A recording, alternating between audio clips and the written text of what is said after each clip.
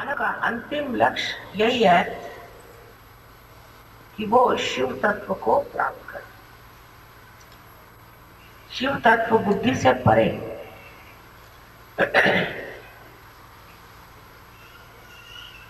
उसको बुद्धि से नहीं जाना जा सकता। जब तक आप आत्म साक्षात्कारी नहीं होते, जब तक आपने अपने आत्मा को पहचाना नहीं, अपने को जाना नहीं, आप शिव तत्व को जान नहीं सकते। शिव जी के नाम पर बहुत ज्यादा आडंबर, अंधता और अंधश्रद्धा फैली हुई। किंतु जो मनुष्य आत्म साक्षात्कारी नहीं, वो शिव जी को समझ ही नहीं सकता, क्योंकि उनकी प्रकृति इस प्रकार की है कि वो समझने के लिए सबसे पहले मनुष्य को उस स्थिति में पहुंचना चाहिए जहां पर सारे ही उदात्त, सारे ही महान तत्व अपने आप विराजित है।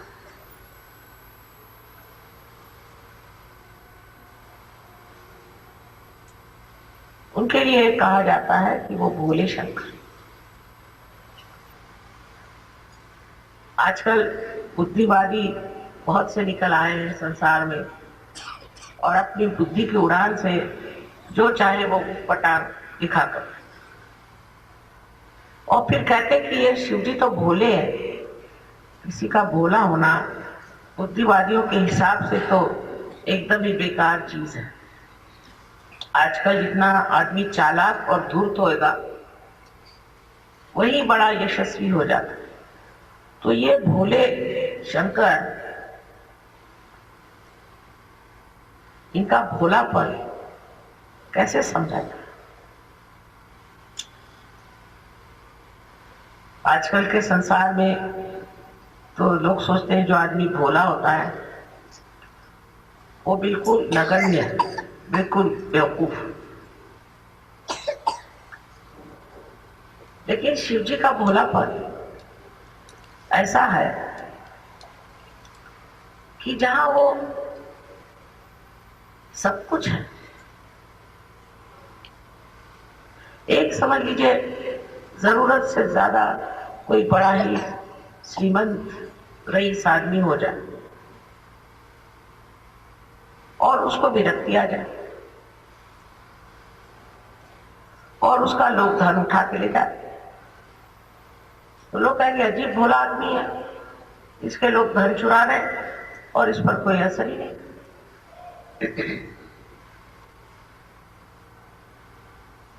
लेकिन जब वो विरक्ति आ गई तो उस धन का उसको जब महात्म्य नहीं रहा तो अपने भोलेपन में बैठा है, उसको भोलेपन की पन का मन उठा रहा है।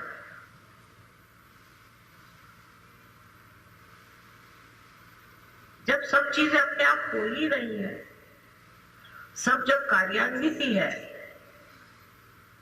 तो शिव जी का उसमें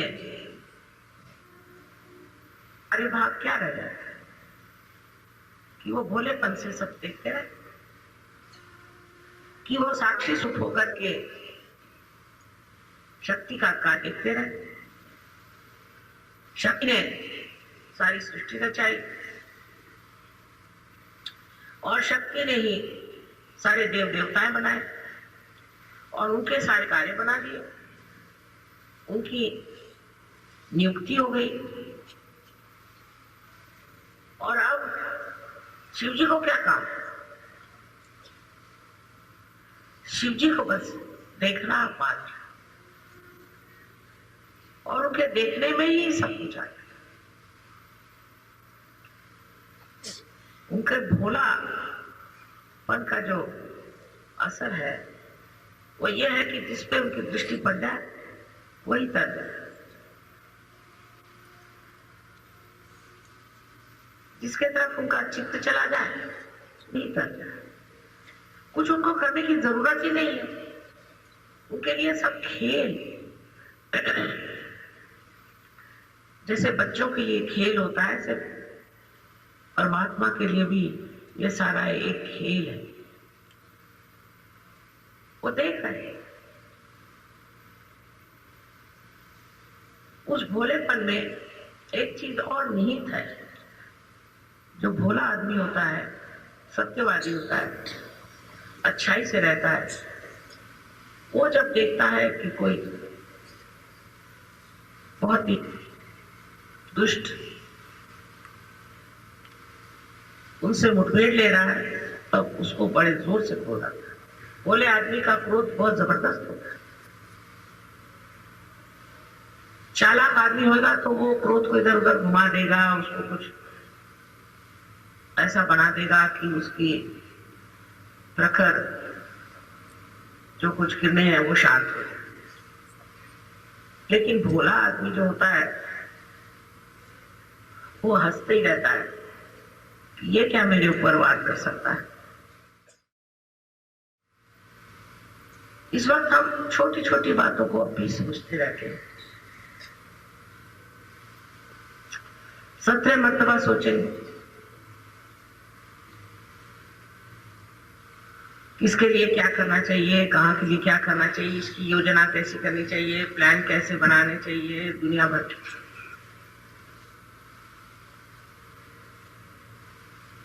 जैसे शिव जी ने शक्ति पर सब छोड़ दिया है, आप लोग भी सब कुछ शक्ति पर छोड़ सकते हैं।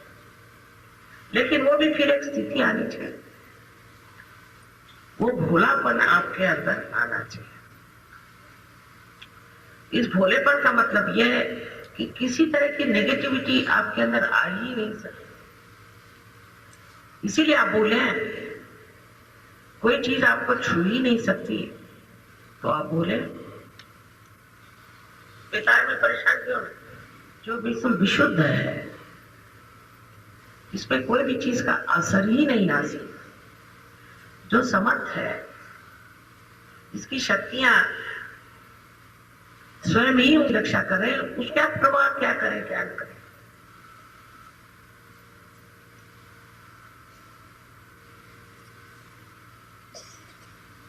ये शक्ति हमारे अंदर शिव तत्व से आती है, किंतु शिव तत्व को प्राप्त करने के लिए पहले आत्म साक्षात्कार होना चाहिए।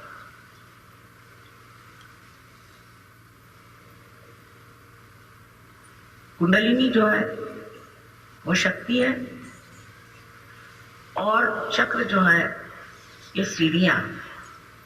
इन सब सीढ़ियों से चढ़ के आखिर प्राप्त एक ही करना है, वो है शिव तत्व। सारे देव देवताओं को इसी में एक संलग्नता है, इसी में एक विचार है कि आप सबको शिव तत्व पे पहुंचा दे। ये उनका कार्य है। Sadashiva, which is reflected within us as Shiva, as the spirit.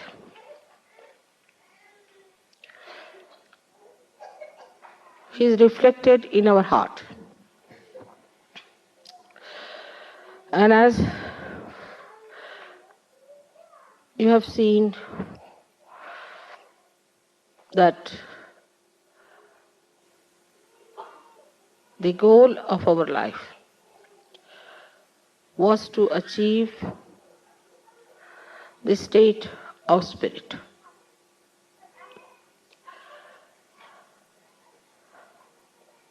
The other day I was reading some books, how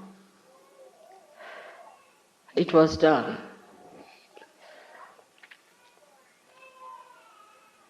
With self-realization, to know the spirit, and how people were tortured. First of all, they were asked to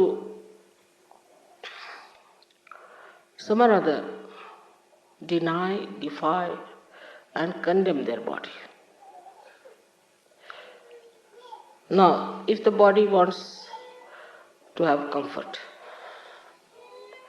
then it was said that first try to sleep on the carpet, not on the bed. Then still it's not enough. Then from the carpet you go to a mat. Still is not enough. Then from that you move down to the Mother Earth. Sleep on the Mother Earth.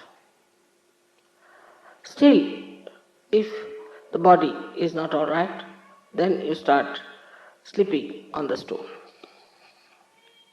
But still Himalayas are far away,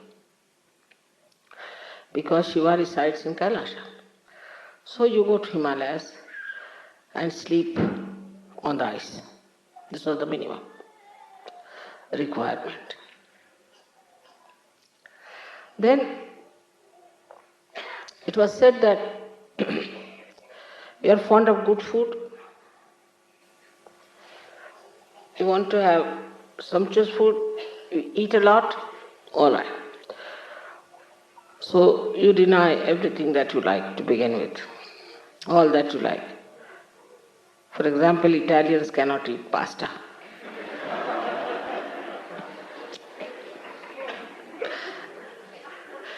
Then deny that.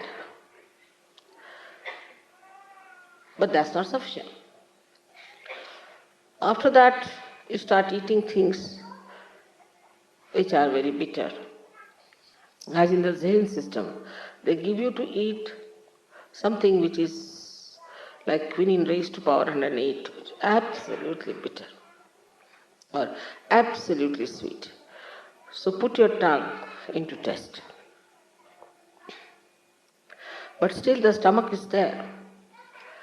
So if you are eating too much, you fast for 1 day.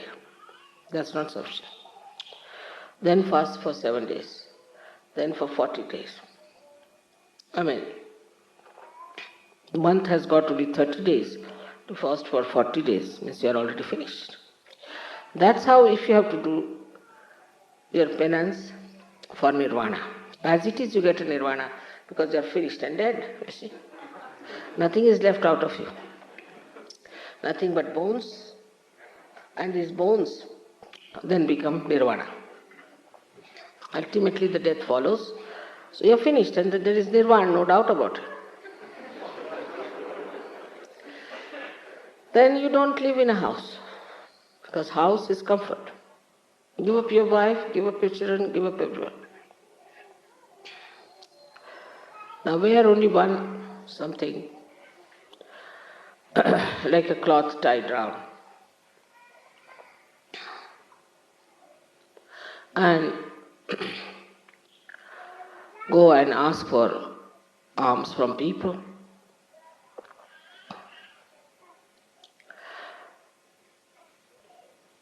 With these clothes also, there is still problem. Yes, you are attached to your cloth. So you go to Himalayas where there is nobody to see you. Take out your clothes and in that cold you stay there completely shaking. Then you will get your nirvana. As it is, you get nirvana.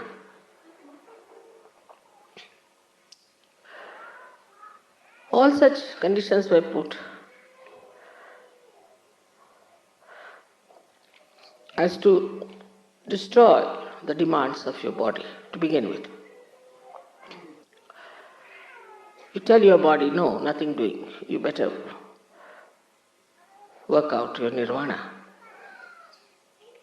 The second thing was to destroy your mind,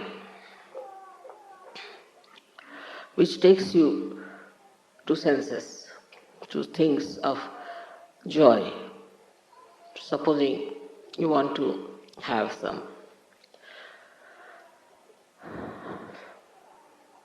something very much. So, deny that. Anything that your mind tells you, just say no, no, no to. In Sanskrit, the shloka is like this: Yan neti neti vachanair nigamo vachas. Which you want to say, no, iti, no, not this, not this, not this, not this. And then you can discuss only nirvana. Before that, you are not even worthy of discussion of nirvana. When I read this book, I said, Baba, I give up. It's too much.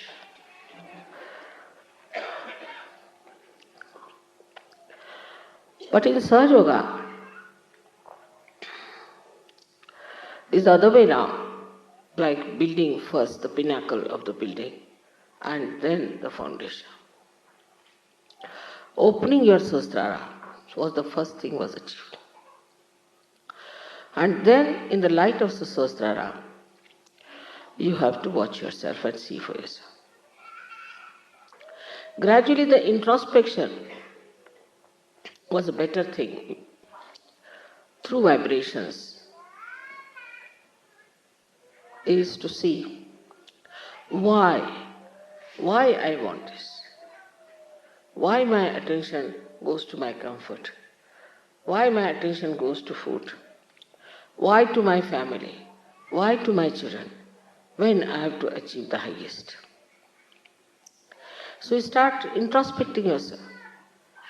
Then you know on your vibrations also, there's something wrong with you. Then you don't try to see others. What's wrong with others? You start seeing yourself. Because it's your own ascent you have to achieve. But in the olden times, all these things were done individually. Like one person who starts the path of nirvana, he used to go into ekant, means into lonely places. Stay away from people, avoid them, have nothing to do, and achieve this ascent, self-realization only for himself. It was not for others. Then this gentleman became absolutely exclusive. He wouldn't talk to anyone, he wouldn't meet anybody, and he would sit somewhere on top of a remote mountain. Anybody who tried to meet him, he would throw stones or say all kinds of horrible things and never meet that person.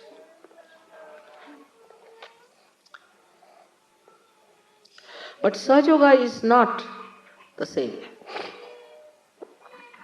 Sahaja Yoga is the ascent of the whole. This kind of singular achievements did not lead people anywhere. Saints, of course, tried to talk to people, tell them about self-realization, about God, about righteousness, about various systems.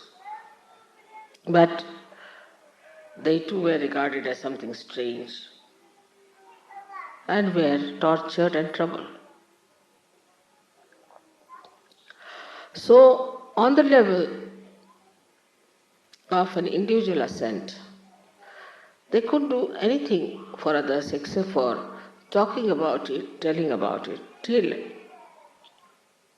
Sahaja Yoga came.